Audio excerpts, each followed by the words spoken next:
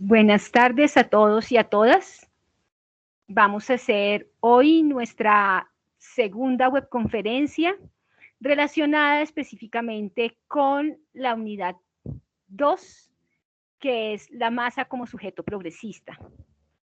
Nosotros venimos de hacer una revisión de las nociones de cultura. Esto es importante porque hemos ido despejando el campo para llegar hasta acá y pues la próxima unidad que ustedes verán va a ser también con desarrollo de la cultura y relacionado con las nuevas tecnologías.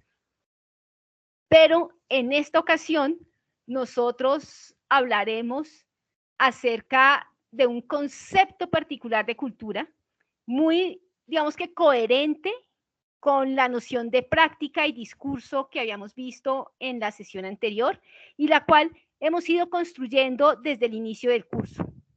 Recordemos que la primera actividad que tuvimos se centraba justamente en identificar el sentido que tiene la palabra cultura en diferentes contextos, ¿no? ¿Cómo hablamos de la cultura cuando decimos que alguien es muy culto? Y evidentemente nos estamos refiriendo al cultivo de la mente, del alma, de los valores, y por lo mismo está muy asociado con la erudición. Decíamos que, claro, esa noción de cultura tiene que ver mucho con aquello que llamamos alta cultura, ¿no? Donde la erudición tiene que ver obviamente con una serie de conocimientos que están instituidos, que se consideran importantes, ¿no? Para una sociedad, para una cultura, y por lo mismo, pues obviamente hablamos de ese tipo de erudición o de cultura como erudición. También hablamos de cultura para referirnos al folclore, ¿cierto? A esas prácticas de ciertas comunidades, pues de todas las comunidades, y que hacen referencia como a esos aspectos distintivos de su folclore, de su comida, de sus formaciones artísticas. Y pues obviamente también, digamos que utilizamos en ocasiones el término orientado hacia allá, ¿no? Como a esos bienes de la cultura que se consideran relevantes. Por supuesto, hablamos también de un término o un uso que se viene presentando, digamos que bastante en nuestra época, que es utilizar el término cultura asociado a las prácticas de las funciones de Estado, ¿no? Entonces, o institucionales, ¿no? Como la cultura de la calidad, la cultura de la transparencia, y obviamente pues ahí estamos haciendo uso de lo que son las prácticas, pero de alguna manera son unas prácticas que no son tan orgánicas como lo pensaríamos, ¿sí? En unas comunidades instituidas, sino más bien unas prácticas que se busca crear desde los aparatos directivos de esas instituciones y que obviamente esperan que múltiples personas, sujetos, puedan pues adoptar esas prácticas.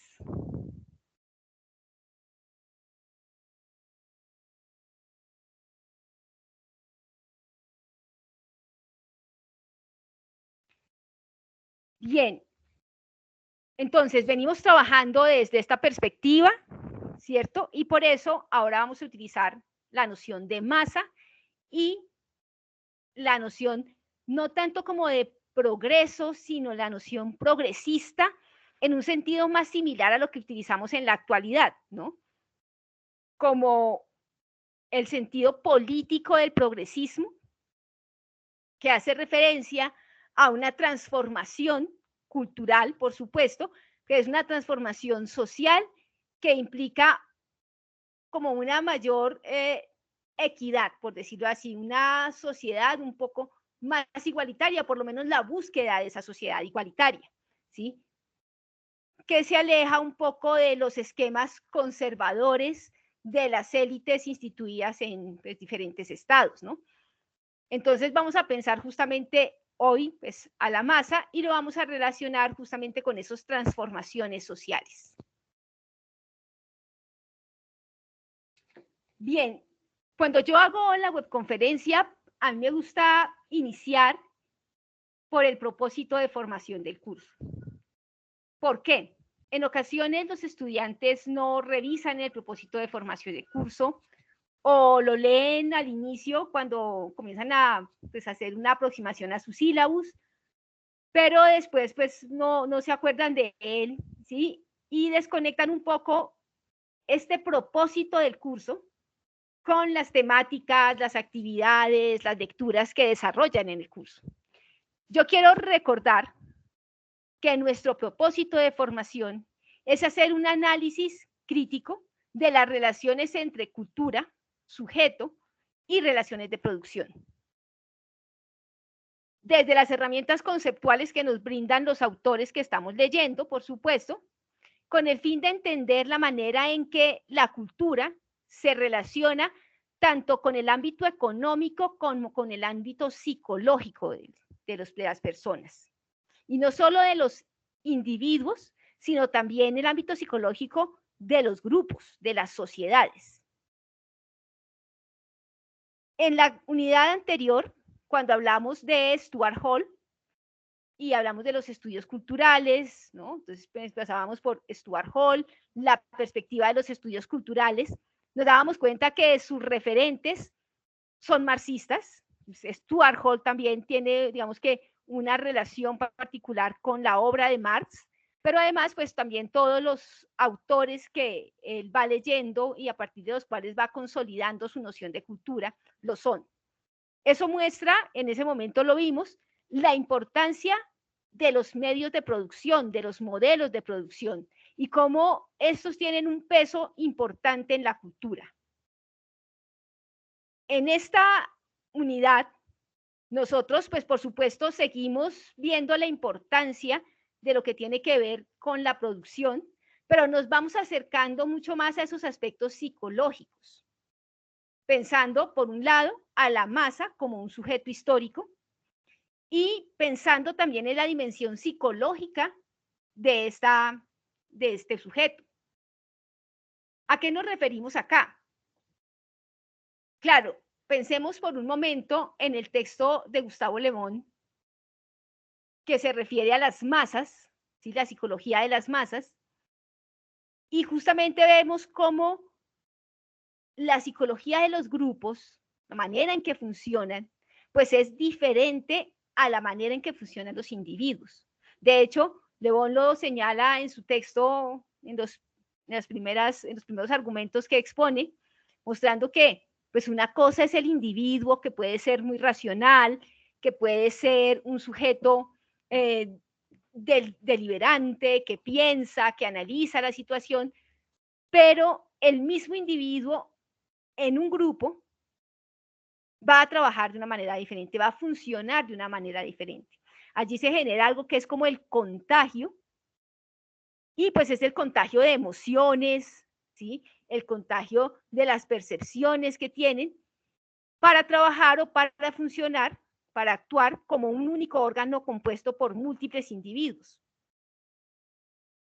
En esta unidad, aproximándonos a la masa, si bien no vamos a ver el texto de Le Bon, sí nos vamos a aproximar un poco a esa otra dimensión de la masa, a partir, por supuesto, de los temas que hemos pues, elegido para esta unidad, que son el arte y el mercado.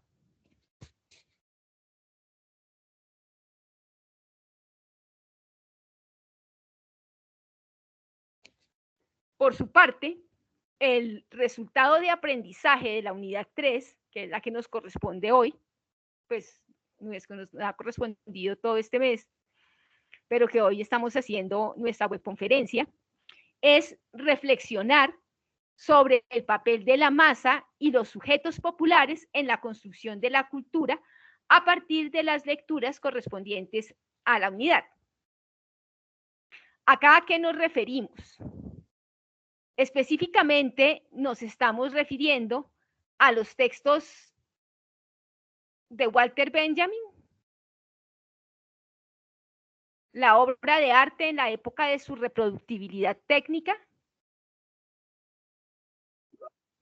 y el texto de Néstor García Canclini, Culturas híbridas, el espacio, el fragmento específico en el que nos habla acerca de esas transformaciones en los sentimientos políticos y en las actividades políticas, ¿sí?, que se relacionan con los individuos en el ámbito de la globalización, ¿no? Cómo cambian debido justamente a los procesos de globalización del mercado.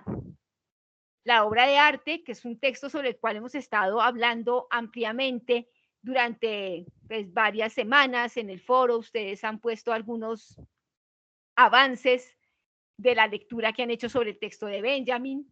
Yo les compartí una ponencia que hice sobre el autor, y bueno, les compartí algunos tips de lectura porque pues, el texto es un poco complejo, y nos referimos específicamente a lo que es el arte producido por la técnica y el arte que no es producido por la técnica, para pensar a partir de esto, pues justamente las transformaciones en ese sujeto histórico que es la masa.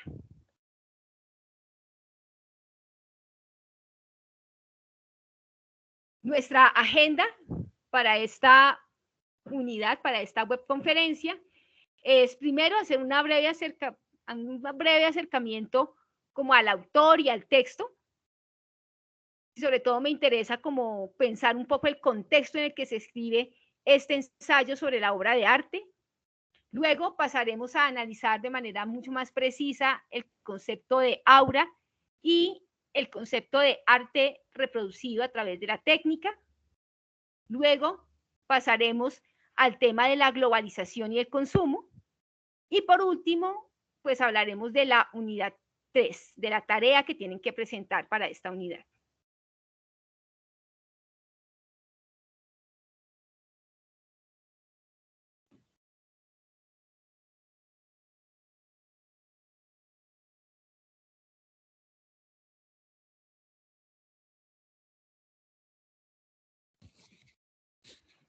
Bueno, como ustedes ya han ido leyendo, porque pues en su Wix tienen que poner algunos datos biográficos como de este autor, que es pues tan relevante como les decía yo, pues sabemos que Benjamin es un autor que nace en 1892, muere en 1940, y pues como es un autor que pasa, digamos que por situaciones muy complejas, ¿no? Él es un filósofo judío alemán interesado en múltiples temas, o sea, él va a escribir sobre la ciudad moderna, y para escribir sobre la ciudad moderna se va a remitir al trabajo de Baudelaire y a París, sobre todo a París, a esa transformación entre el París antes del Barón de Haussmann y el París que, pues, que se crea justamente después de toda esa urbanización que hace el Barón de Haussmann, y que de hecho es el París que la gente conoce como la ciudad luz, ¿no? Entonces se interesó por esto, por las transformaciones en el ámbito del trabajo, pero relacionándolas mucho con este escenario de la ciudad moderna, ¿no? Como viendo la coherencia entre esos procesos de subjetivación que se presentaban en el ámbito laboral, ¿no? Crear unos trabajadores que seguían el ritmo de la máquina, como esas nuevas formas de configurar nuestra propia corporalidad en el trabajo para que diera cuenta de la producción en línea en el siglo XIX, pero también como en el ámbito de la ciudad, cuando salimos del trabajo, seguimos estando en contacto con una serie de mecanismos que de alguna manera están construyendo esa corporalidad, ¿sí? Como que en cierta medida, aunque son escenarios diferentes, se van complementando, ¿no? El trabajo, pero también lo que hace el flaner, ¿no? El que camina por las calles y se encuentra todo el tiempo con personas ya, digamos que también en una actitud de mirar vitrinas, de mirar, digamos que los productos que aparecen, ya no simplemente van a comprar por la utilidad que el producto, pues, por la utilidad que el producto de alguna manera satisface, sino también por la belleza, por su diseño, comienzan a adaptarse a los recorridos de lo que fueron como los por decirlo así, tal vez los abuelos de los centros comerciales, los pasajes, ¿sí? Los nuevos formas de entretenimiento, la lectura colectiva en los cafés, bueno, todo ese tipo de cosas van apareciendo en la obra de Benjamin. Se interesó también por la literatura, como decíamos, con el trabajo de Edgar Allan Poe, de Baudelaire, el trabajo de múltiples escritores, ¿no? Que él va a pensar, él va a hacer traducciones de esos trabajos, pero también cuando hace la traducción no es un simple como paso de un idioma a otro, sino son reflexiones que de alguna manera él reconstruye en su propio idioma para pensar el presente, pues su presente, por supuesto. También se interesó mucho por el lenguaje religioso, la historia y la política, y el materialismo histórico. Y el materialismo histórico va a ser uno de los temas que vamos a abordar ahora. Parece un poco arbitrario, ¿no? Y de hecho, pues no sé, un poco extraño como toda esta cantidad de temas, algunos de los cuales parecerían no tener relación. Porque, por ejemplo, ¿qué hace el lenguaje religioso cuando vamos a hablar de historia, de política y de materialismo histórico? Desde una perspectiva además marxista. Parecería que no, ¿no? O sea, porque Marx es uno de los autores que nos dice la religión es el opio del pueblo, entonces de alguna manera cuestiona todo este contenido religioso que hace que el hombre como que se aliene más, ¿no? En cierta medida sigue un poco la tesis de Feuerbach sobre el papel alienante de la religión. Este autor, que se interesó por esos temas, ¿sí? Bueno, por un lado estudió filosofía en la Universidad de Berlín. Allí conoció a intelectuales bastante reconocidos como Scholem, que es como uno de sus compañeros en el estudio de la cábala y del lenguaje religioso. Scholem es muy conocido en ese ámbito. Él pudo irse antes de que la Segunda Guerra Mundial, no se pusiera de semejante forma en que se puso, donde todos los judíos eran perseguidos. Él logró irse antes, así como sus amigos Adorno, Hannah Arendt, bueno, las personas con las que él compartía ciertos espacios y ciertas deliberaciones lograron irse. Él lastimosamente no alcanzó a irse. Tiene por ello también unas condiciones de vida bastante complejas este autor, ¿no? Al ser tan judío, filósofo alemán, en un contexto donde ya ha subido al poder el gobierno nazi, pues evidentemente él también va a padecer esto. Él estuvo encerrado en un gueto, del cual logró salir, pero no logró pues salvarse como tal de lo que es la inclemencia de la guerra, puesto que cuando iba a huir ya, digamos que todo estaba preparado para que pudiera ir del continente, irse para Estados Unidos, tenía que pasar de España a Francia, pero les dicen que la frontera van a llegar pues la guardia nazi, y él sabe que no, digamos que no puede ni dejar su obra, ni que tiene la salud suficiente para correr y abandonarlo todo y salvarse de lo que puede pasar. Entonces decide suicidarse porque sabe que si la policía nazi lo encuentra, pues se lo van a llevar a un campo de concentración y no quiere. Digamos que eso es algo que evita al máximo porque sabe lo que sucede en ese lugar. Bertolt Brecht es otro de los compañeros con los que Benjamin va a trabajar de manera bastante cercana. Este autor, que es literato, pero también es dramaturgo, le va a enseñar como que, o lo va a relacionar mucho con esa crítica al arte por el arte. Considera que el arte finalmente sí tiene una función política, ¿sí? Y pues de alguna manera esa idea de la función política del arte es algo que él va a desarrollar de manera más amplia en este texto que ustedes leyeron, o por lo menos en el fragmento que ustedes alcanzaron a leer.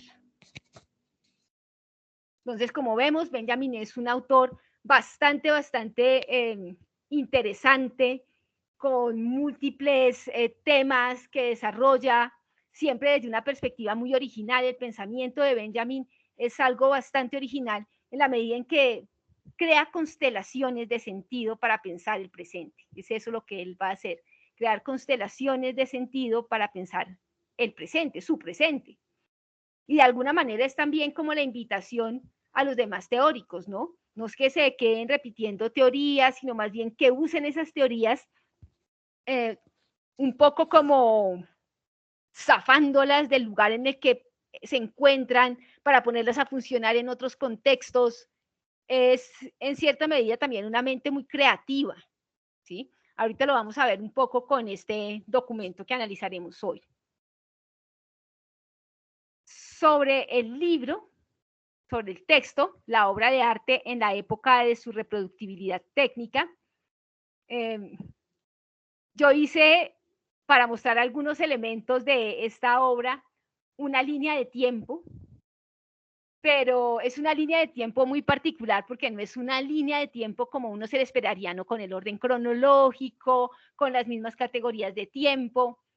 Y no lo hice de esa manera, con toda la intención, o sea, esto no es un error, esto es totalmente intencional, porque una de las principales críticas que Benjamin hace al capitalismo es justamente esta idea de tiempo lineal y progresivo. Por eso utilizar una línea de tiempo es más bien como la ocasión para hacer lo que él considera que es la tarea de la filosofía, ¿sí? Dar saltos de tigre al pasado, unos saltos en el tiempo para poder consolidar esas herramientas que necesitamos para pensar el presente y, por supuesto, transformar nuestra situación en el presente. Recordemos que, a pesar de que Benjamin se va a alejar un poco de la teoría marxista en algunos aspectos, él sigue siendo marxista, ¿sí? Y lo vemos tanto en este trabajo, cuyo prólogo inicia con una reflexión sobre el trabajo de Marx, como lo encontramos también en otros trabajos como en las tesis de filosofía de la historia.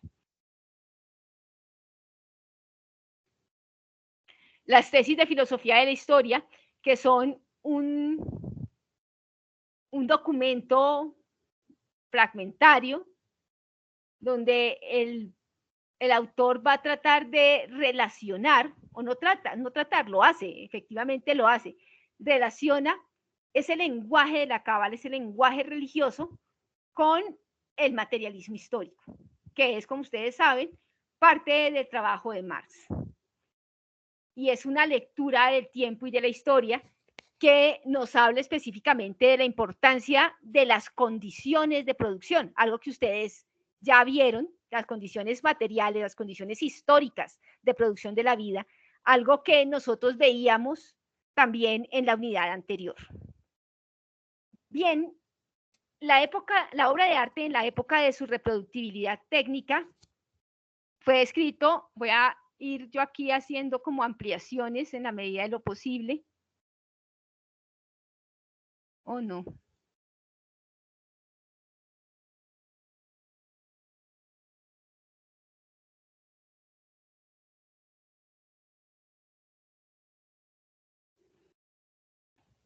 Para ir pasando un poco por cada elemento y que podamos verlo.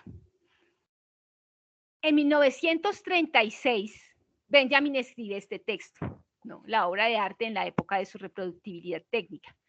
¿Cuál es el objetivo? ¿Y por qué hacer un texto sobre la obra de arte en un momento tan complejo, pues que está viviendo en Alemania, ¿no? O sea, están en unos años antes de que se inicie la Segunda Guerra Mundial, pero además ya ha subido al poder Hitler, como lo vamos a ver ahorita. Entonces, bueno, ¿por qué? ¿Cuál es su intención? ¿No? ¿Por qué pensar en el arte y sobre todo en esa relación, como utilizando unos conceptos tan extraños que parecen tan poco prácticos para cambiar su situación particular? Benjamin tiene el objetivo de crear un lugar para la fotografía y el cine en la teoría del arte. ¿Por qué esto es un propósito político? Pues él mismo nos lo señala cuando dice que las transformaciones que se dan a partir de esas mediaciones tecnológicas, ¿sí?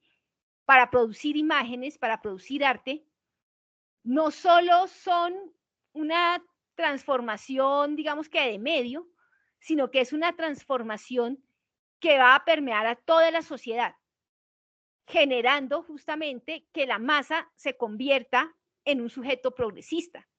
De hecho, él mismo lo va a poner en parte de su texto, ¿sí? La masa se vuelve progresista cuando puede hacer un análisis de una película, ¿sí? Algo que tal vez no podía hacer frente al arte producido por medios no técnicos, o sea, digamos que el arte producido por los grandes genios de la pintura, pues no tenía los elementos para hacer un análisis de la obra, a menos que sea una revisión de su contenido. Mientras que para pensar el cine sí tiene esos elementos, porque el cine está transformando también su vida. El cine también es una forma de transformar, una forma de cambiar, ¿sí? La manera en que se producen las imágenes. Ahorita también, digamos que cuando entremos en el tema de los conceptos aura y reproducción técnica, pues vamos a comprender un poco más este aspecto. En 1933, es decir, 3 años antes de que Benjamin escriba este texto, Hitler ha sido elegido canciller, ¿sí? Como canciller de Alemania, y la persecución en contra de todos los que se consideraban enemigos del régimen inició desde el momento en el que él subió, ¿sí? Se comenzó a perseguir sindicatos, personas de izquierda, obviamente personas judías, porque pues digamos que uno de las banderas pues de Hitler es la protección de la raza, ¿no? Como asegurar que Alemania sea de raza aria. Él todavía habla de raza, por supuesto, nosotros sabemos que la raza no existe, que son personas racializadas. Bueno, en este momento las discusiones sobre la raza son amplias y complejas, pero para él el factor racial, para Hitler el factor racial en su propuesta es central. Recordemos que Alemania ha venido pasando por múltiples problemas económicos que justamente van a desatar pues la Segunda Guerra Mundial, ¿no? O sea, en la Primera Guerra Mundial, Alemania perdió, el acuerdo al que se llega hace que pues, Alemania tenga que pagar una gran cantidad, unas sumas bastante grandes a aquellos que ganaron esa guerra, y eso pues obviamente empobrece al pueblo alemán. Y esa pobreza constante, esa falta de seguridad social, de recursos, va a generar descontento en la población que se va a ir alejando de las propuestas o de las opciones de gobierno mucho más de izquierda, mucho más liberales, y se van a quedar justamente con aquella que les dice, miren, para lograr el cambio tenemos que acabar con estos grupos de personas y tenemos que hacer este tipo de cosas porque esta gente es la que nos está robando, ¿no? O sea, recordemos un poco que la propaganda que hacía el gobierno nazi en contra de la población judía los mostraba como los sujetos avaros que se llevaban toda la riqueza, ¿no? Como esos sujetos que son prestamistas, que son avaros. Nosotros, en cambio, los alemanes, decían ellos, por supuesto, no obtenemos las ganancias del préstamo porque eso no está bien visto, sino obtenemos la ganancia del trabajo. Obviamente tampoco no, sabemos que ellos se apropiaron de básicamente lo que habían hecho los judíos, ¿no? De sus empresas, de todas sus construcciones, de su riqueza, ¿sí? Pero igual, digamos que esa es como una de las ideas que a partir de las cuales que se van imponiendo con el gobierno de Hitler, del partido nazi, y obviamente Benjamin, que cumple como todas los criterios, ¿no? Las características del sujeto que puede ser perseguido, ¿no? Es un hombre de izquierdas, es un hombre judío, es un intelectual, y pues obviamente eso pues va a generar que también esté en peligro, así como lo estaban sus otros compañeros, ¿no? Hannah Arendt, Adorno, Horkheimer, bueno, los jóvenes judíos de la época que además también estaban desarrollando brillantes carreras académicas en universidades de ese país. 1920-1895. ¿Qué pasa? Entonces, aquí tenemos, espérate, 1820 es el año en el que vamos a ver la fotografía. ¿Sí? Como tal, la fotografía es como, es el resultado de múltiples procesos, de múltiples experimentos. No es que llega, en este año tenemos la fotografía. En ese año lo que vamos a tener son los primeros experimentos fotográficos. Pero para que se dé la fotografía se necesitan múltiples experimentaciones anteriores que vienen pues desde el siglo más o menos XVI en adelante. Pero en 1820 se hace el primer ejercicio de este tipo. Por su parte, en 1895, pues aparecen las primeras películas. Esto es algo que va a llamar la atención de Benjamin. ¿Por qué llama la atención de Benjamin? Miren que estamos hablando básicamente un siglo antes de que él naciera, ¿no? Recordemos que él nace hacia finales del siglo XIX, ¿sí? Y lo que él está en este caso, pues, digamos que trabajando es con relación a la producción de imágenes que se va a generar en el siglo XIX. En este contexto tan complejo, Benjamin piensa que en la fotografía y el cine, pues allí encuentra procesos culturales para pensar el presente. ¿Por qué procesos culturales para pensar el presente? Yo quiero que volvamos al prólogo en donde nos habla de Marx, pero también porque utiliza las nociones que va a utilizar, ¿no? Yo aquí voy a leer un poco al final del prólogo. Dice,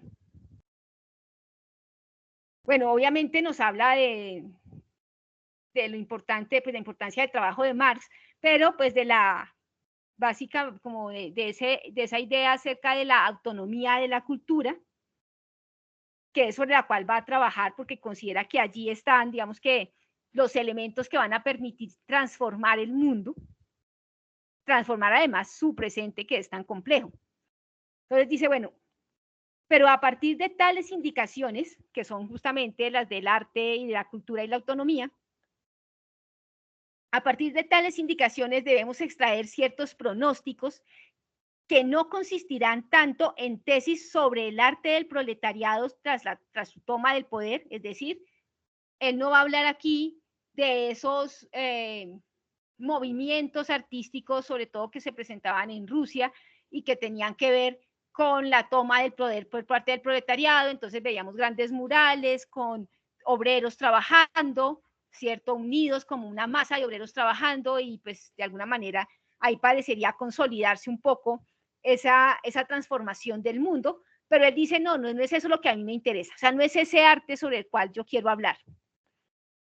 Entonces dice, como en las tesis acerca de las tendencias evolutivas del arte dentro de las actuales condiciones de producción y cuya dialéctica se deja percibir en la superestructura con tanta claridad como en la economía. Por eso, sería un error no hacer justicia al valor combativo de estas tesis. Ellas se desembarazan de un buen número de conceptos heredados como creación y genialidad, perennidad y misterio, cuya aplicación incontrolada y por el momento difícilmente controlable conduce a la elaboración de material fáctico en dirección del fascismo. Él considera que en cierta medida esas ideas del arte, cuando hablamos desde la perspectiva del arte de la genialidad, de los grandes artistas, ¿sí? De los grandes íconos o representaciones, cuadros que se presentaron, que se crearon en algunos momentos específicos de la historia de Occidente, pues él dice, miren que esta forma de hablar del arte está muy relacionada con estos valores que de alguna manera están relacionados con el discurso fascista, ¿no?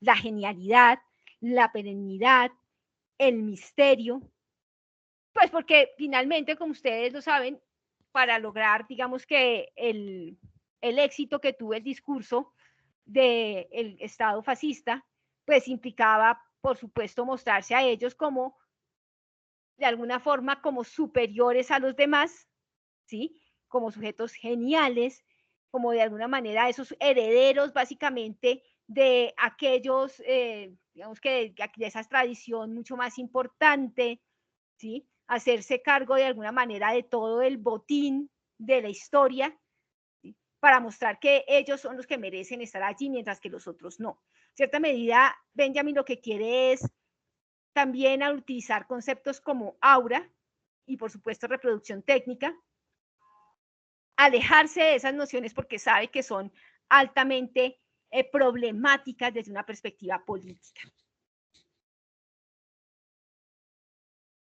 Bueno, este texto, como ya les señalaba yo acá, nos habla de Marx. Al inicio comienza hablando sobre Marx, hace alusión a Marx y a la forma en que pensó el capital, ¿sí? Aquello en lo que acertó. Benjamin considera que él acertó en su análisis, que fue tan acertado que viendo solo una pequeña parte del capitalismo logró mostrar lo que venía con el capitalismo, ¿no? Toda esa explotación que se ha ido acumulando con el tiempo, pero que sin embargo subordinó demasiado la cultura a lo que pasaba en el ámbito de la producción. Y en eso, pues evidentemente para Marx, pues no es un acierto.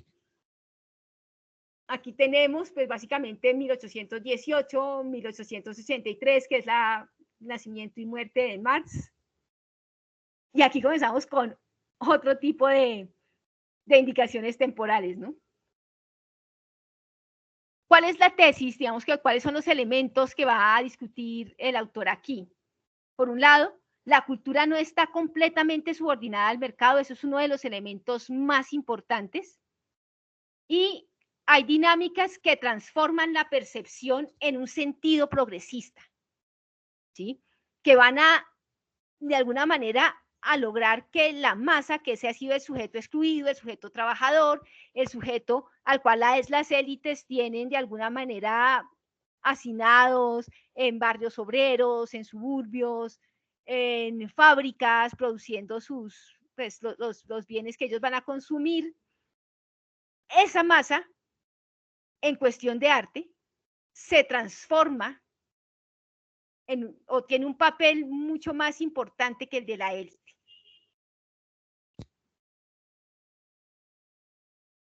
Y tenemos AT, DT, como antes de la técnica y después de la técnica en el arte. Porque lo que Benjamin va a señalar con relación al aura es que, claro, el aura y la reproductibilidad técnica se proponen como nociones para pensar la función política del arte. Y esa función política solo es visible cuando el arte se desplaza del ámbito del culto, del ámbito del ritual, a las calles, ¿sí? Al ámbito de la exhibición. Entonces, aquí es donde va a ver como que comienza un nuevo momento para el arte. Hoy yo leía en el foro una serie de preguntas, ideas que ha ido suscitando esta lectura y me parecen súper válidas, como pues obviamente Benjamin habla de la reproducción técnica, ¿no? El cine y la fotografía, pero nosotros en este momento tenemos arte producido por inteligencia artificial y no solo imágenes perfectas, ¿sí? Reales, como casi que se pueden tocar, que usted puede sentir como todas las dimensiones ahí en esas obras, sino que además también produce poemas, por ejemplo, también produce libros. La inteligencia artificial ahora se ha digamos que se está apropiando cada vez de campos que pensábamos que solo iban a estar ligados al humano, ¿no? A esa emoción, al conocimiento, a la inteligencia humana, y vemos pues por supuesto que ya no es así y que el arte se ha venido desplazando. Entonces esas preguntas también ponían como de presente el mercado del arte, ¿no? El asunto de la importancia que en este momento tiene el arte porque se convierte también en un recurso económico, ¿no? Tener una obra de arte que ha costado mucho dinero, pues finalmente es eso, tener dinero. Un segundo voy a cerrar aquí las cortinas para tener una mejor luz.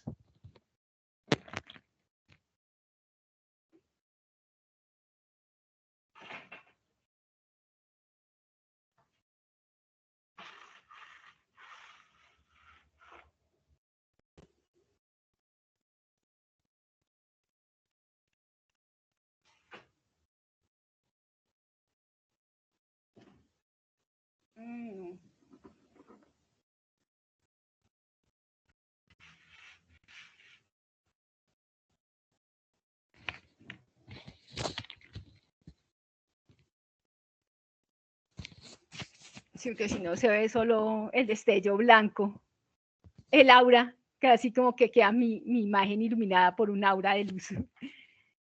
Entonces, bueno, obviamente esas preguntas también son muy importantes, pero claro, yo creo que cuando nosotros pensamos este asunto del arte reproducido por la técnica, ¿qué pasó con la fotografía?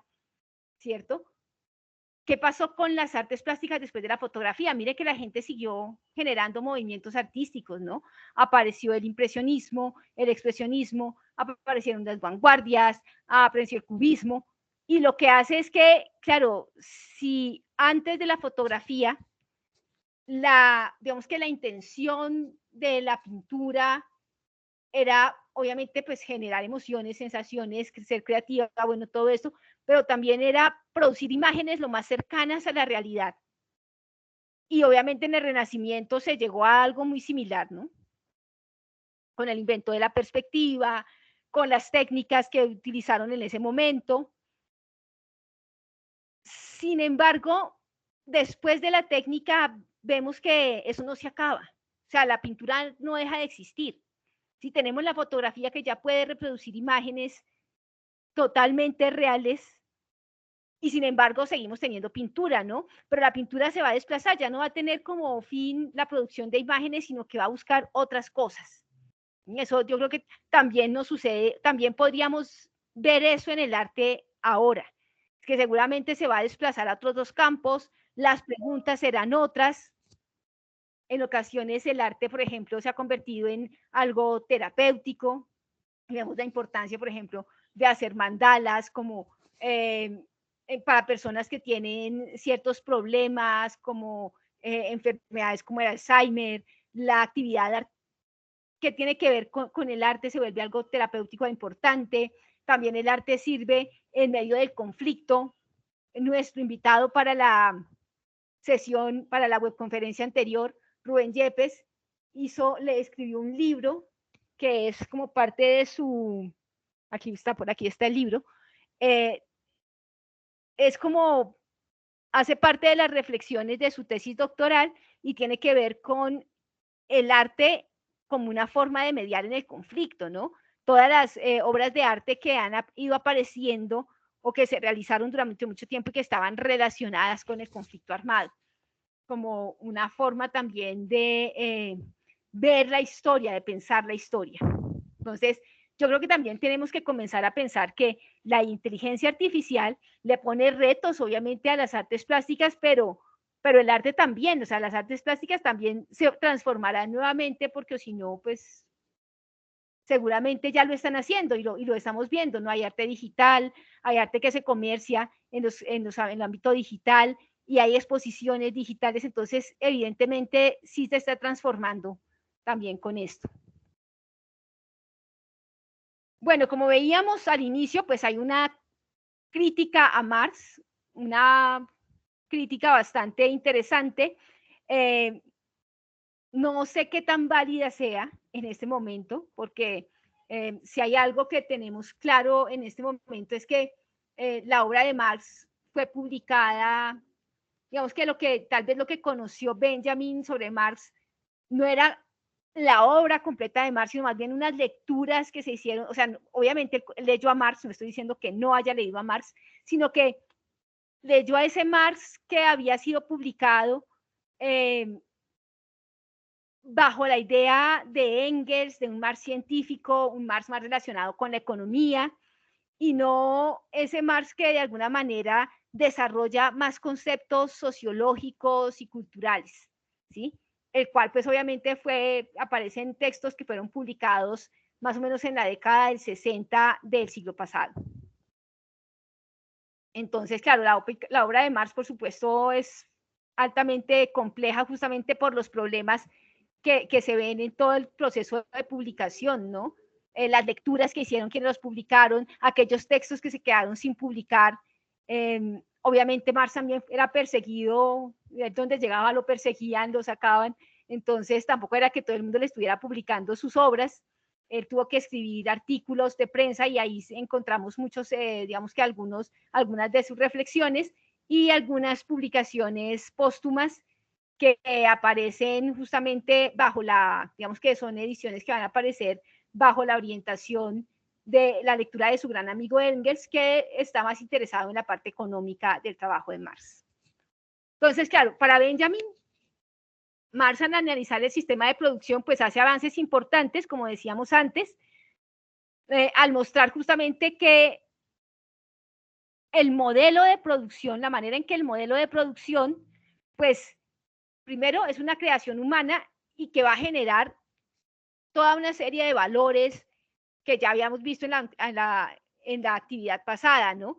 Como el modelo productivo, pues de alguna manera, la manera en que se organiza esta gente implica ese sostenimiento de ese modelo productivo, lo cual requiere, por supuesto, aspectos como necesariamente compartir unos valores, compartir unas prácticas, y eso se logra a través de la cultura, ¿no? Entonces, por ejemplo, Marx ve en el derecho, la religión, el arte, de alguna manera, una forma de legitimar el modelo económico que se haya impuesto.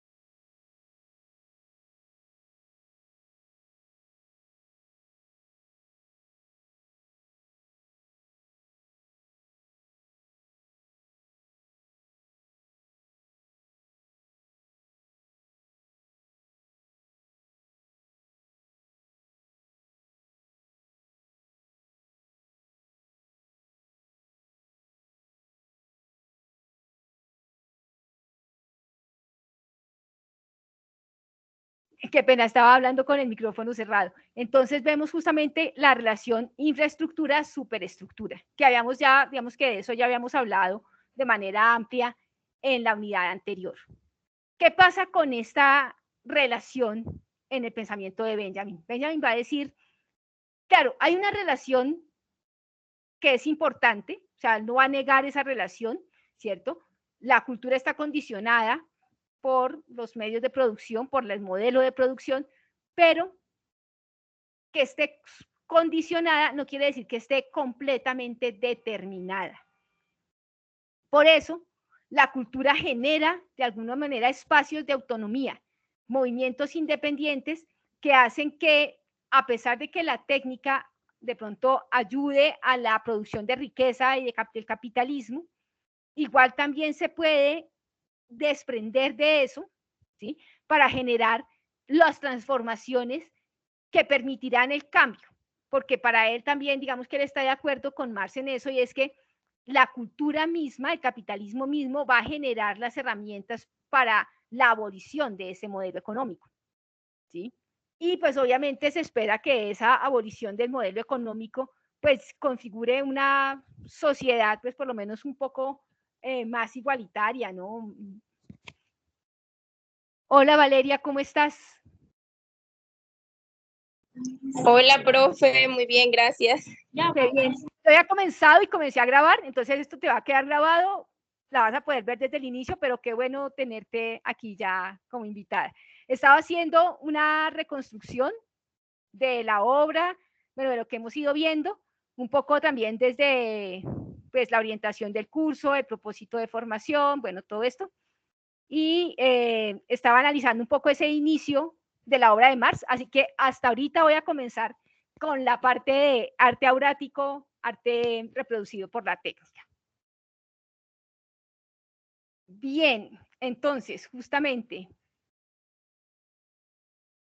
el arte aurático, ¿sí ves? Era la diapositiva que seguía. ¿Qué es lo que va a entender Marx por arte aurático? Como señalaba yo hace unos momentos cuando leía una parte del prólogo de este texto, de la obra de arte, en la época de su reproductibilidad técnica, Marx considera que utilizar este tipo de conceptos pues realmente tiene una intención política y es alejarse del fascismo, que como sabemos es de hecho el problema que él tiene en su presente. O sea, él es perseguido, él tiene que básicamente esconderse, casi que no, de hecho no puede escapar justamente por la gran maleta que tiene, siempre tiene una maleta gigante con sus escritos que no ha podido publicar y pues no los puede dejar por cualquier lado, ¿no? Entonces, claro, él es víctima del fascismo, sabe muy bien lo que sucede con eso y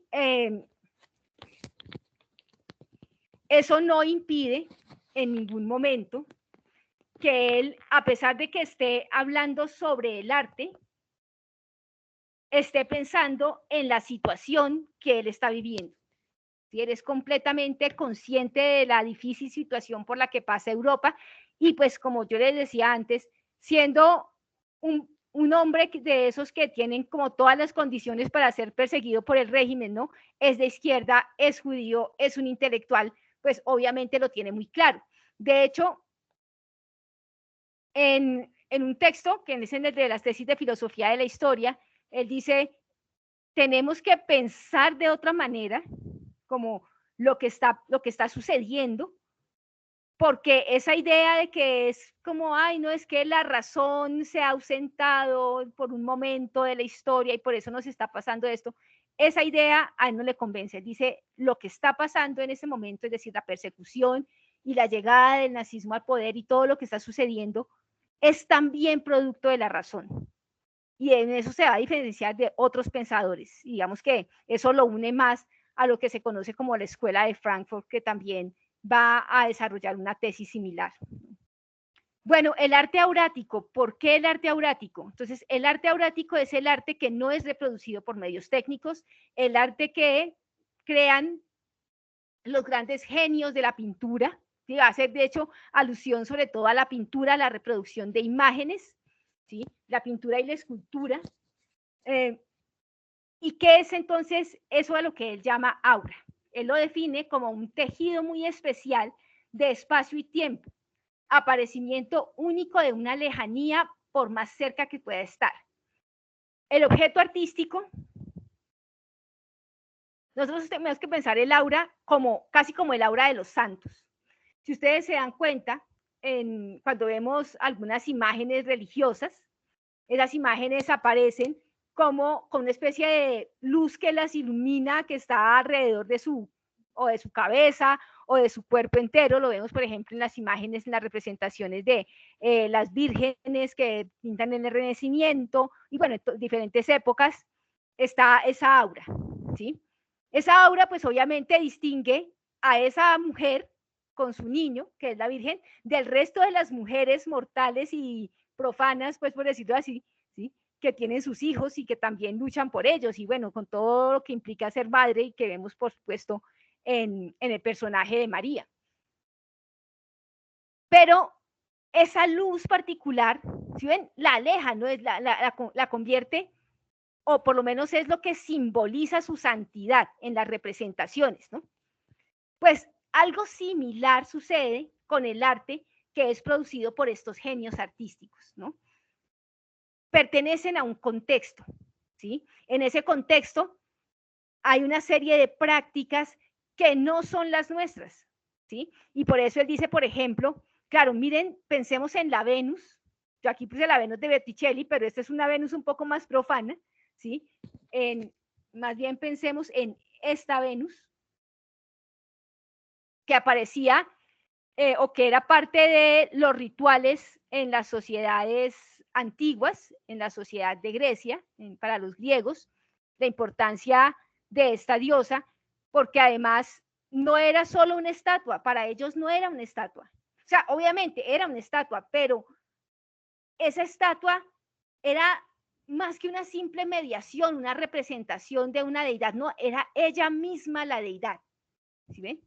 Por eso estaba obviamente en un lugar muy especial, por eso los tributos, por eso todo ese tipo de alguna manera, reconocimientos que se les hacen, ¿sí? Como, por ejemplo, las libaciones, los sacrificios, bueno, todo ese tipo de elementos, ¿sí? Parte de sus prácticas culturales relacionadas justamente con estas imágenes.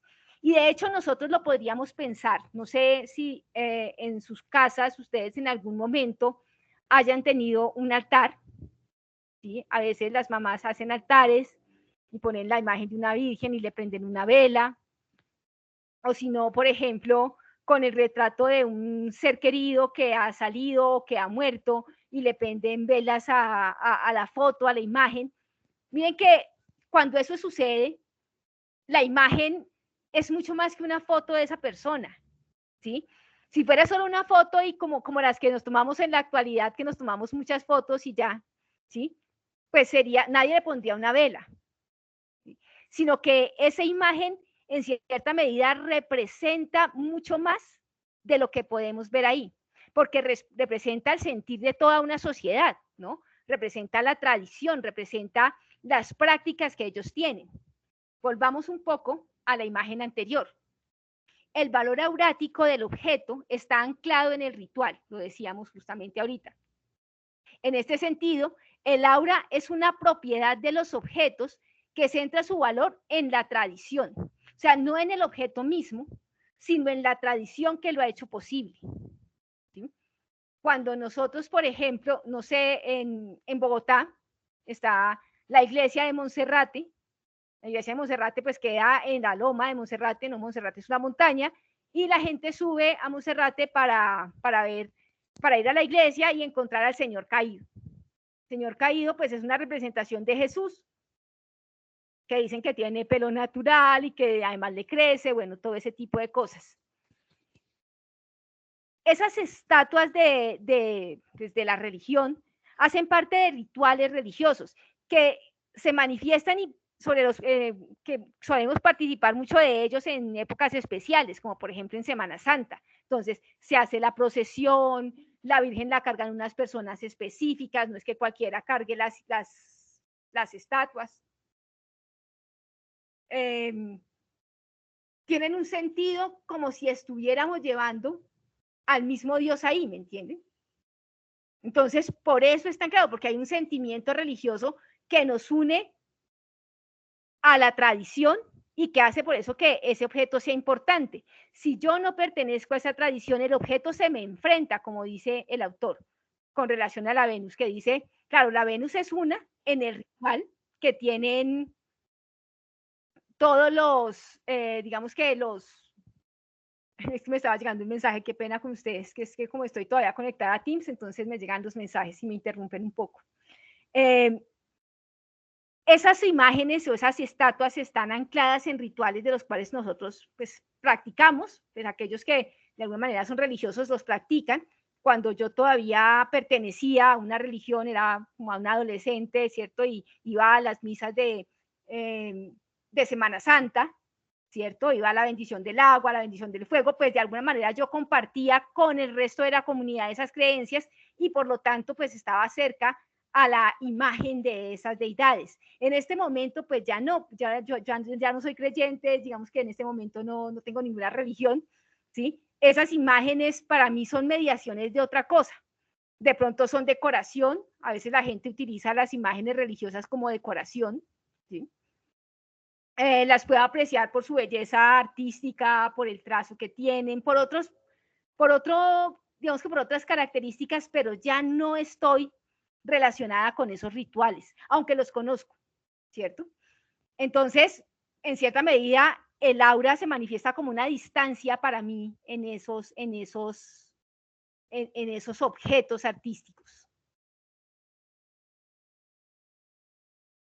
La belleza, en su sentido clásico, es decir, relacionada con el arte que no está producido por medios técnicos, tiene una función que básicamente es la de unir al individuo con la comunidad, ¿sí? Justamente esa unión del individuo, esa pertenencia del individuo a una comunidad, se renueva con el ritual. Claro, nosotros sabemos que pertenecemos a una comunidad, pero miren lo que sucede, por ejemplo, cuando además de eso aparecen cosas con las que sentimos mucho más digamos que esa pertenencia. Por ejemplo, las personas a las que les gusta el fútbol y sienten como que no es un espectáculo cualquiera, sino que cuando juega su partido hay algo mucho más, una emoción mayor, porque hay una relación de pertenencia con un grupo de personas que también comparte ese mismo gusto particular por un equipo específico. ¿Ven? Entonces, evidentemente allí se renueva, en cada partido de ese equipo, pues se renueva un poco ese sentido de pertenencia. Entonces, teniendo en cuenta esto, tanto como lo del contexto en el que se manifiesta el aura, se puede inferir que el aura implica una dimensión semántica, un entramado de signos compartidos por un conjunto de sujetos, el cual actualiza un orden social. Claro, cuando nosotros pensamos esta relación con el arte, también tenemos que pensar el contexto y ese contexto cómo estaba organizado socialmente. Si nosotros, por ejemplo, hablamos de este cuadro, ¿no? El nacimiento de la Venus de Botticelli, pues aquí encontramos el Renacimiento, digamos que una primera etapa del Renacimiento, donde se busca justamente volver a los clásicos, se comienzan a hacer estas pinturas que son profanas, ¿no? O sea, venimos de la producción de Madonas, vírgenes y santos, y los renacentistas comienzan a desviarse de esos contenidos y a generar otros contenidos que tienen que ver con su época, claro que tienen que ver con su época y con el orden social de su época, porque recordemos que en este momento, en el Renacimiento, se está generando también un desplazamiento del poder. La iglesia está perdiendo poder y son los burgueses, ¿sí? Los banqueros en este caso, los Medici, que van a ser una de las familias más importantes del Renacimiento, los que más importancia van a cobrar. Y son justamente los que van a ser los mecenas de estos artistas. Entonces aquí vemos a los Medici que están haciendo una gran riqueza con sus bancos, por ejemplo, entre otras familias, pero vamos a utilizar a los Medici como ejemplo, ¿sí? Y las nuevas dinámicas relacionadas con la ciencia, estos burgueses quieren alejarse un poco de esas ideas de la religión, porque pues finalmente, mientras sea tan fuerte la iglesia, ellos no van a poder seguir ascendiendo socialmente. Entonces, claro, patrocinar a estos artistas implica también sacar el arte de las iglesias, llevarla a sus casas, ¿sí? Y hacer retratos no solo de la Virgen y de la Sagrada Familia y de temas religiosos, sino hacer otros nuevos, digamos que diseñar nuevos cuadros con nuevos temas más ligados justamente a esa vida que quieren o que están configurando, que están construyendo en el Renacimiento con esta riqueza de los burgueses. Entonces, obviamente vemos una tradición diferente. Vemos que ellos son los mecenas y benefician justamente a los más, digamos que a los genios de la pintura y de las ciencias y de las artes, de las letras. Bueno, ellos van a comenzar a dar recursos para que estas personas puedan desarrollar su arte, ¿no? Toda su carrera. Entonces, claro, también hay un contexto ahí. Si nosotros pensamos el arte que se produce hoy frente a este arte que se producía en esa época, pues evidentemente vamos a ver que ya no hay mecenas, que ahora son becas, que préstamos, que participar en concursos para que usted pueda sacar una obra, bueno, todo ese tipo de cosas, como sobre todo se trabaja como con muchas becas, si los artistas ganan becas, para poder dedicarse un tiempo a la producción de su obra, porque ya no tenemos tantos mecenas dispuestos a pagar a los artistas que pueden cobrar muchísimo mientras hacen sus obras, ¿no? Entonces aquí vamos comenzando a ver la importancia del aura, ¿no? Como ese contexto que es lo que finalmente va a hacer que el arte aurático sea eso, un arte que toma distancia de nosotros, un arte que además no puede ser reproducido. Uno de los estudiantes del curso también preguntaba, me parecía muy válida la pregunta, ¿por qué comparar la fotografía y el cine con la pintura y no con el teatro y la ópera, por ejemplo?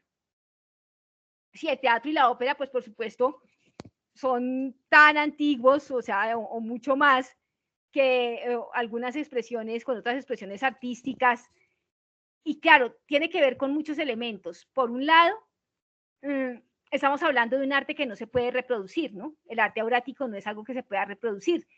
Las obras de arte, las obras de teatro, pues sí son hechas justamente para eso, para que la gente de diversos grupos las hagan, las actúen en diferentes momentos, o sea que sí va a haber una reproducción de esa obra de alguna manera, porque varios grupos la van a hacer. Entonces, si nosotros nos fijamos, por ejemplo, en una obra como Edipo, pues cuántas representaciones de Edipo no vieron los griegos, seguramente muchísimas, ¿sí?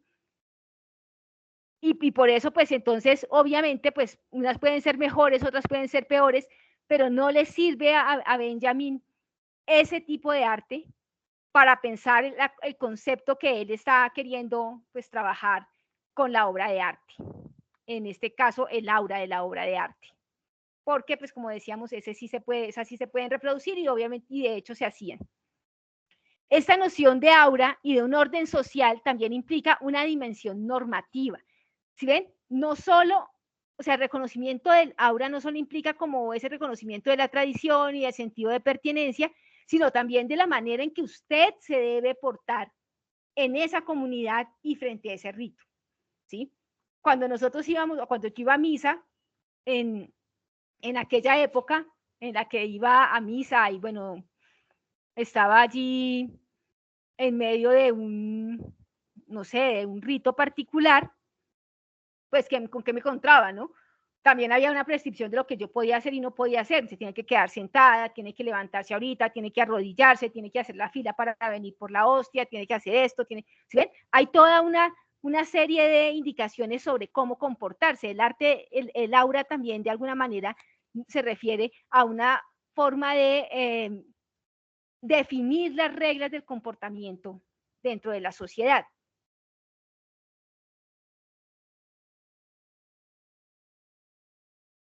Eso va a cambiar con el arte reproducido por medios técnicos. ¿Sí? El arte reproducido por la técnica, pues es, como lo señala el autor, un arte que se hace básicamente para ser reproducido. ¿Sí? No es un arte único e irrepetible como esos cuadros tan importantes de diferentes épocas y que están en los museos más relevantes del mundo. No, las fotografías, por buenas que sean, porque el fotógrafo sea un genio. Por ejemplo, las fotografías de Rubén Afanador. Rubén Afanador es tal vez uno de los más importantes fotógrafos del país y hace unas obras impresionantes, pero por más impresionantes que sean y con su sello propio, pues igual son obras de arte hechas para la reproducción técnica. Allí no hay aura posible. Claro, hay un diseño, hay una genialidad no hay genialidad en el artista, más bien hay maestría tal vez, pero ya no eso como inalcanzable que no se puede tener como lo veíamos en estos artistas, ¿no? Porque ese es otro elemento, esa genialidad. Benjamin quiere alejarse de esa idea de genialidad, porque cuando tenemos esa idea de genialidad, entonces ya no estamos hablando de la masa, porque recuerden que la masa es justamente ese sujeto colectivo, ese sujeto que tiene que ver con los movimientos sociales, con las transformaciones del mundo, ¿sí ven? Y eso no se hace con un individuo genial, sino más bien con muchos individuos, tal vez no tan inteligentes, tal vez no tan geniales, pero cuya fuerza es mucho más poderosa que la de un solo genio, ¿sí? Y es justamente transformar la cultura.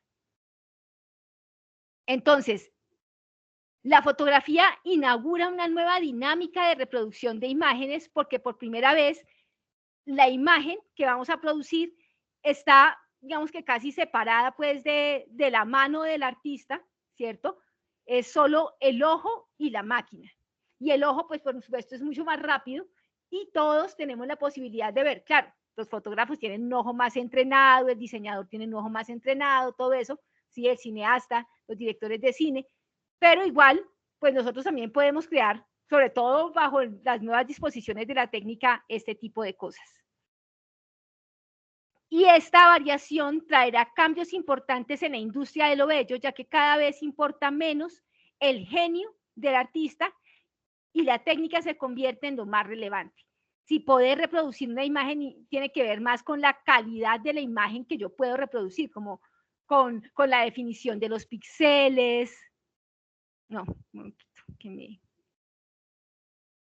Entonces, ¿cuándo es que cuando empezamos a ver a la masa como un sujeto progresista? Claro, el arte reproducido por la técnica se va creando justamente por la necesidad también de, o sea, a partir de la fotografía, evidentemente, y el cine, pero esto también va siendo utilizado para otras cosas. Benjamin llama la atención en una parte del texto que creo que ustedes no alcanzaron a leer, sobre la fotografía y cómo se utiliza en la prensa. La fotografía en la prensa es una fotografía, un tipo de imagen que antes no se veía, ¿no? Imagen de multitud o imagen de lugares completamente desolados, sin personas, sino simplemente de pronto, no sé, la entrada de un edificio o el cine. Las primeras películas de los hermanos Lumière, recordemos que son como la llegada del tren, la salida de la fábrica o la entrada de la fábrica, y vemos es eso, gente entrando a la fábrica, gente saliendo de la fábrica, gente esperando el tren, vemos multitudes, ¿sí? Comenzamos a ver la representación de la multitud, ya no solo la representación de personajes importantes, ¿sí? Ni de los santos, como lo hacíamos antes del Renacimiento, ni de los personajes más importantes de la sociedad, de la élite renacentista, sino que es la masa, la gente sin identidad, sin ser fulano de tal, sino un sujeto más en la ciudad comienza a ser digno de ser puesto justamente en estos medios, ¿sí? Y de ser representado. Y lo que la masa quiere justamente es no tener esa actitud contemplativa de las élites para encontrar el significado oculto de la imagen, ¿sí? Y como ellos no pertenecen, básicamente, o sea, la masa es un escenario colectivo donde no hay, los individuos no tienen una pertenencia ni étnica ni religiosa, sino más bien es algo momentáneo, ¿sí? Donde se reúnen, ahí hay pertenencia y bueno, después se dispersan y se acaba esa pertenencia. Vuelvo al texto de Le Bon, sobre el que les hablaba, cuando Le Bon escribe La psicología de las masas, y dice, claro, cuando el individuo está solo, reacciona de una forma más racional, pero cuando está en la masa, cuando está junto con otros, lo invade la emoción, es más la emoción y actúa sin pensar, actúa de la misma forma que estén actuando los otros, así eso no tenga sentido para una persona racional. Sin embargo, en ese momento la razón no importa, la razón se anula, importan más las emociones, ¿sí? La manera en que yo me conecto con este grupo aquí y ahora. Entonces pensemos, por ejemplo, la idea del consumo y cómo la gente comienza a consumir imágenes y entonces ya no quiere solo ver a los cuadros más importantes de la historia del arte en los museos, sino que puede imprimirlos y ponerlos en la pared de su casa, si no son los mismos, ¿cierto? Pero entonces los puedo utilizar también en una camiseta, puedo hacer cambios, puedo poner a la Mona Lisa, como a la Mona Lisa que yo les ponía a ustedes en la invitación a esta webconferencia, que es como una mezcla de imágenes entre la protagonista del Club de la Pelea y la Mona Lisa, ¿no? Porque claro, la masa lo que quiere es transformar, acercar esos contenidos que le gustan. Entonces, por ejemplo, actualizar un poco los contenidos relacionados con las películas que le interesan o que le gustan en formatos anteriores. Hay varios montajes donde hay Madonas de las que realizó Da Vinci, la Madonna con Armiño, por ejemplo, que es un cuadro de la amante de un importante sujeto también en el Renacimiento, al que le decían el Armiño, y entonces ella aparece con el Armiño y parece que es una de sus amantes pues, más relevante y por eso mandaron a hacer el cuadro. Y hay unos montajes donde presentan a la protagonista de El octavo pasajero, ¿sí? Pero con ese formato de la dama de Armiño. Entonces, justamente comenzamos a ver que la masa lo que quiere es consumir aquello que le gusta, ¿sí? No sentarse a pensar dinámicas de tradición y de jerarquías y de cómo me tengo que comportar frente a este cuadro y en este ritual y todo ese tipo de cosas, sino que lo que buscan es apoderarse de los objetos, ¿sí? No solo lo imprimo en una camiseta y me pongo la camiseta, sino que además eso que yo puse en la camiseta es una versión transformada donde yo puedo hacer lo que yo quiera y ponerle además a esa pintura adiciones según mis gustos. ¿Sí ven? Entonces, eso es lo que estamos viendo con la masa y en ese sentido, la masa justamente comienza a borrar un poco esas jerarquías sociales construidas pues obviamente en diferentes momentos de la historia y que se hacen visibles en lo que es la historia del arte. ¿Mm? En esa manera en que se narra la historia del arte, ¿sí? En que se muestra la importancia del primer objeto artístico, del ritual en el que aparece, de cómo los individuos se relacionaban con ese objeto, ¿cierto? O del genio pintor, de la calidad de su expresión, de estas ideas que tenía. Y en ese momento nosotros estamos viendo solo a los individuos, nunca estamos viendo a las sociedades completas que de alguna manera hicieron posible esas transformaciones. No, ahí solo aparecen los individuos o los rituales. Mientras que en la actualidad, justamente lo que ha logrado la masa es visibilizar que esas jerarquías son producción humana y que como son producción humana, también las transformaciones de la sociedad pueden alterarlas, cambiarlas, transformarlas y hacer otras cosas. Bueno, eso por un lado.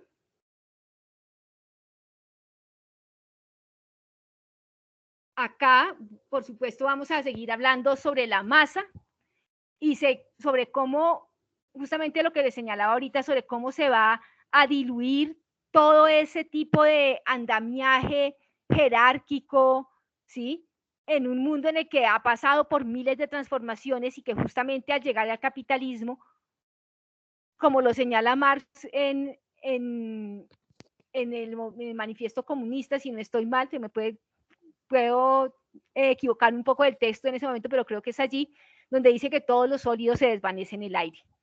¿Sí ven? Todas esas tradiciones, todas esas jerarquías, ¿sí? Las profesiones que antes se les rendían como tanto respeto y se sentían tan lejanas, ya no lo son. ¿Sí? Y nosotros encontramos que tal vez en nuestro contexto colombiano, si nosotros pensamos unos años atrás, digamos que 20 años o 30 años, un médico era como el doctor, el sujeto más importante o uno de los sujetos más importantes de la sociedad, de la comunidad, era el sujeto con la formación y bueno, los cartones, los apellidos, no era también, no venía por lo general de clases populares porque estudiar medicina siempre ha sido muy caro, bueno, todo ese tipo de cosas, aunque pueden existir obviamente pues las excepciones, ¿sí?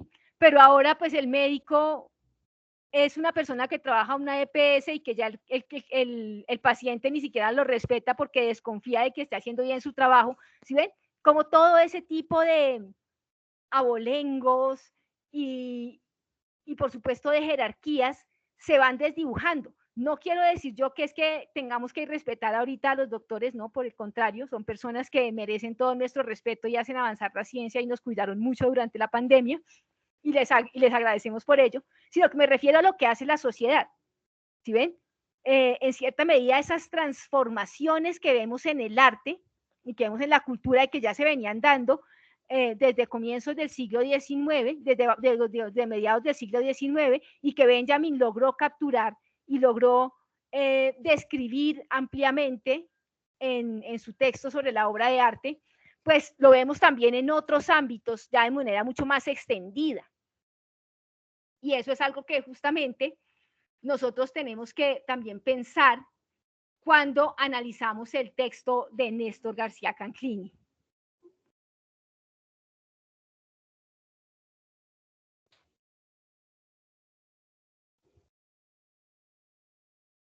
No me aparece lo que yo quiero.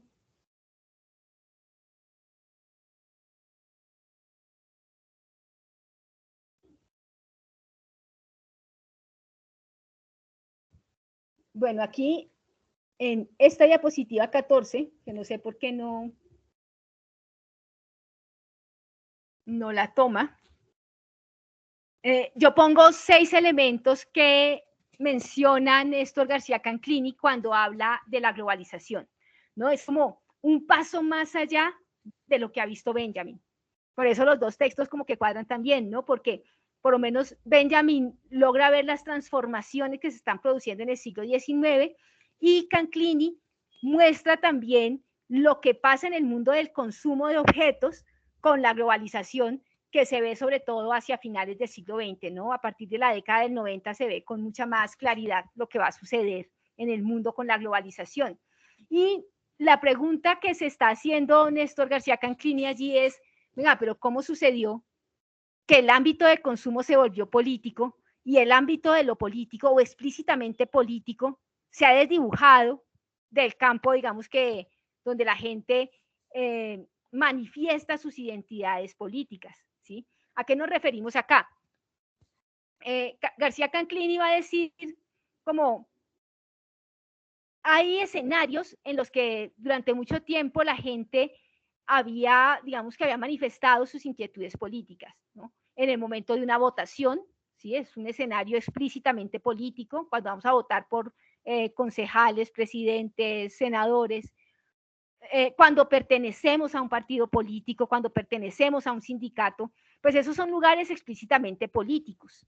Sin embargo, con el correr del tiempo, la gente ha ido tomando distancia de esos escenarios políticos y ha visto que sus inquietudes relacionadas con el lugar de su pertenencia, con su identidad, ¿sí? Con su opinión y la importancia que tiene su opinión en la sociedad, están mucho más relacionadas con los productos que consumen. Los estados entonces van perdiendo importancia porque si el Estado era justamente el escenario de lo político, ¿no? La organización del Estado era el escenario de lo político. Cuando yo votaba por un presidente, me manifestaba de manera política, ¿sí? Cuando el Estado decía, por ejemplo, vamos a consumir productos nacionales y enriquecer el país y como garantizar la importancia de la industria y todo eso, pues ya eso va perdiendo relevancia porque en un mundo globalizado los productos no son de un país, las marcas son de un país, pero el producto pasa por múltiples países. Nosotros podemos pensar, por ejemplo, en una marca tan importante como Apple, ¿sí? Y que la gente además exhibe con tanto orgullo cuando tiene un aparato Apple y se sienten muy sofisticados y elegantes con su aparato. Y uno dice, claro, la marca es gringa, la marca es estadounidense, usted tiene toda la razón, pero ese producto lo hicieron en China. Y seguramente el coltan lo tomaron de Bolivia o de algún país africano. Y de pronto algunos de sus chips o de sus aparatos han sido producidos en la India. ¿Sí ven? Entonces, pues, ¿qué sentido tiene hablar de lo nacional en un momento en el que los productos son hechos en cualquier lugar? Es como si de alguna manera nos hiciéramos más cosmopolitas a través del consumo, ¿sí? El mercado, la globalización ha ampliado el mercado, ha hecho que las expectativas de las nuevas generaciones frente a la manera en que se pueden satisfacer sus necesidades y sobre todo sus deseos, porque ya no solo son las necesidades, sino que se satisfacen sobre todo los deseos, ¿sí? O sea, yo puedo satisfacer mi necesidad de alimentación pues, comiendo cualquier cosa, ¿cierto? Pero si es el deseo de pertenencia y de reconocimiento, tal vez lo que deba hacer es ir a comer a un restaurante específico donde está la gente que yo quiero que además, o a la que yo quiero pertenecer. ¿Sí? Entonces es más el deseo lo que me permite satisfacer el consumo a través del mercado que las necesidades, pues que se pueden satisfacer de muchas maneras. Entonces, claro, la globalización lo que hace es que diversifica, saca muchísimos más productos, o sea, tenemos una gran cantidad de productos que antes no podríamos ni imaginar, ¿sí?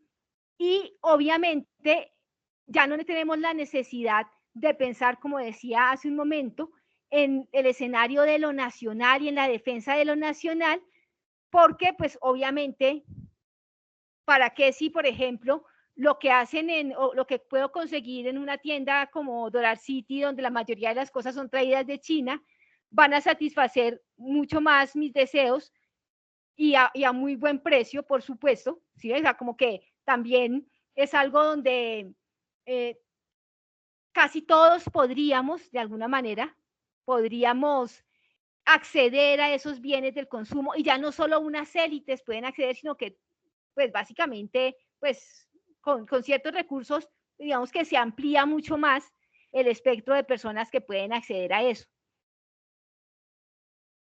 La cultura y la globalización. Entonces, aquí yo tengo una cita de Canclini que nos habla muy claro sobre esta relación. La globalización supone una interpretación funcional de actividades económicas y culturales dispersas, bienes y servicios, generados por un sistema con muchos centros, en el que importa más la velocidad para recorrer el mundo que las posiciones geográficas desde las cuales actúa. Entonces, claro, durante mucho tiempo se pensó, ¿sí?, que el centro del poder era, por ejemplo, Estados Unidos. Antes de eso, pues obviamente fue algún país europeo, después en el siglo XX fue Estados Unidos, pero sucede un poco lo que nos dice Michael Hart y Tony Negri en un libro del cual vamos a leer en la próxima unidad, que se llama Imperio, y nos dice, miren que aquí ya no hablamos de ese centro de poder, sino que el primer mundo y el tercer mundo coexisten en el mismo país. Nosotros aquí en Colombia tenemos lugares tan exclusivos, ¿sí?, como los más exclusivos lugares en Nueva York o en Berlín o en París, ¿sí? Y en París tienen lugares tan empobrecidos como algunos lugares en el tercer mundo, ¿sí? Y podemos encontrar eso. Entonces, claro, ya no encontramos esa división tan tajante, sino que las dinámicas también son diferentes. Las dinámicas del mercado a partir de la globalización son diferentes. ¿Qué es lo que vemos? Por un lado, ¿qué cambios nos dice Canclini que suceden?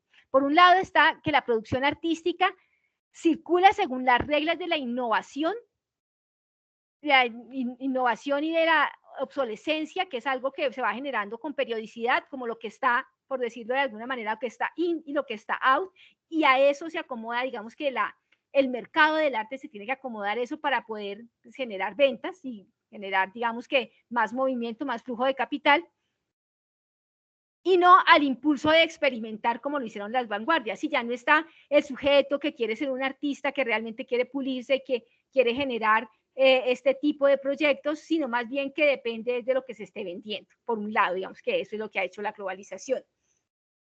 Lo cual ratifica la idea de Benjamin, que nos dice ya no es el genio, ¿sí?, sino que el genio depende de lo que le diga el mercado que haga. Es más bien un sujeto hábil que puede dar cuenta de las exigencias del mercado, que hace cosas que pueden vender, que pueden ser útiles para vender a ciertos grupos y se posicionan en esos grupos. El otro elemento es que las manifestaciones culturales se someten a los valores que dinamizan el mercado y la moda, el consumo renovado, la sorpresa y el entretenimiento. Entonces, claro, es un poco lo que veíamos antes. Las prácticas culturales en la unidad anterior ya no son relacionadas únicamente con la pertenencia étnica, ¿cierto? Una comunidad pequeña, ese tipo de cosas, sino que más bien es la construcción de prácticas en las cuales hay sentido, es la construcción cotidiana de las prácticas en las cuales pues hay sentido. Y obviamente en un mundo que, como Debord decía, es el mundo del espectáculo, pues lo que nosotros vamos a tener es que justamente un poco hacer lo que nos dice la moda que hagamos. Y de hecho eso es lo que vemos todo el tiempo. Yo no sé si ustedes se dan cuenta que esto de la imagen, de las fotografías y bueno, todo esto que nos tomamos, también es como que las poses se ponen de moda. Entonces, durante un tiempo, hace unos 15 años, era muy normal ver a los jóvenes posando, como lo decíamos, como con la boca de pato, como haciendo un gesto, como si fuera un beso. Después fue sacando la lengua, después fue haciendo otra cosa, o sea, y así vamos a seguir viendo más imágenes, ¿cierto? De acuerdo a la tendencia que se esté utilizando. Y según eso, pues obviamente esas tendencias también generarán movimientos artísticos, ¿sí? Bastante flexibles que se tienen que acomodar a las exigencias, pues por supuesto, de las personas.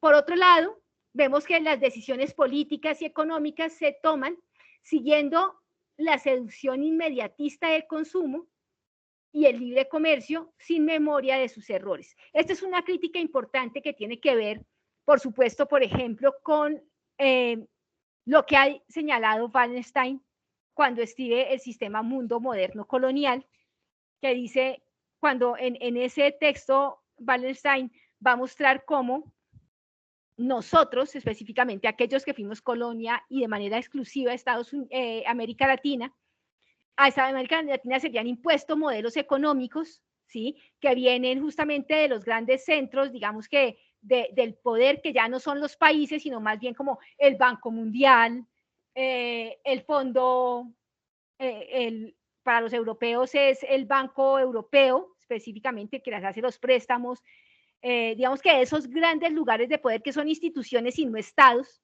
y que deciden, por ejemplo, que es el desarrollo de este tipo de economía el que va a hacer que el país se desarrolle, pero por lo general no se logra el desarrollo que se esperaba, ¿sí?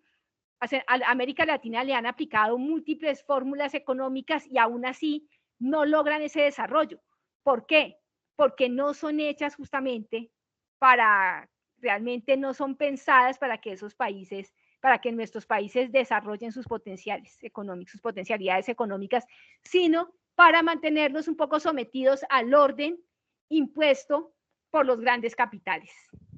Entonces nos dicen, por ejemplo, no es que toca flexibilizar el mercado, porque es que se debe flexibilizar el mercado, pero ¿para qué flexibilizar el mercado?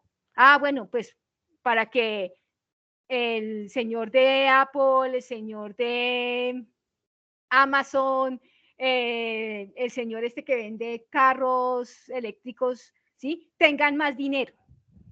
Pero no es porque eso vaya a beneficiar finalmente a los y las trabajadoras en los diferentes países. ¿Sí? Ellos no dejan ni que se sindicalicen. Recordemos que el señor de Telsa tiene un problema con los sindicatos grandísimo, que Amazon tampoco deja sindicalizar a sus trabajadores porque se les acabaría la posibilidad de flexibilizar y al acabar la posibilidad de flexibilizar, pues pierden parte de la riqueza que ganan a costillas de los obreros mal pagos y con contratación flexible y vulnerable que ellos han impuesto. Entonces, claro, lo que vemos es eso. Si ven, el mercado se mueve también por los intereses de unos grupos de poder, ¿sí? Que están instalados en el mercado y que ya no son justamente los individuos o los estados como tal, sino más bien son conglomerados, empresas multinacionales, que además no pagan impuestos porque se van a paraísos fiscales, bueno, todo eso que vemos ahora. Bueno, algunos de ustedes ya comenzaron a presentar avances. Recuerden que la actividad consiste en hacer una página Wix que tiene que tener un video de presentación de ustedes, que tiene que tener una entrada sobre los datos biográficos de Benjamin. Recordemos que nos centramos sobre todo en este texto de Benjamin. Entonces, sobre todo con Benjamin, para pensar un poco más esa dinámica del sujeto moderno, la masa como un sujeto progresista, tienen que hacer una entrada donde se explique qué es el arte aurático a partir de sus reflexiones y de sus lecturas, y por supuesto, si van a citar, por supuesto lo pueden hacer, pero siempre reconociendo las fuentes y utilizando APA 7, que encuentran en el entorno inicial, en el foro Noticias de Curso, en la entrada Derechos de Autor.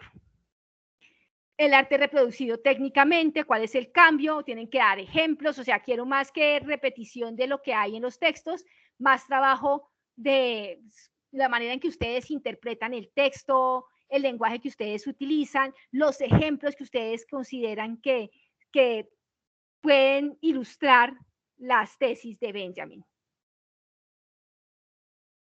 Algunas de las pautas para el diseño, bueno, pues se espera que sea creativo, ¿no? Estamos dando la posibilidad de que hagan algo diferente a un ensayo, algo más creativo, interactivo, de fácil navegabilidad, con ciertos elementos estéticos, imágenes de apoyo, ortografía, por supuesto, y APA 7, como les decía, que eso es importante. Y bueno, pues hasta aquí llegó la webconferencia. Aquí están las fuentes utilizadas para esta webconferencia. Y bueno, pues no sé si hay alguna pregunta, si tienes alguna pregunta, Valeria. No, profe, todo me quedó perfectamente claro.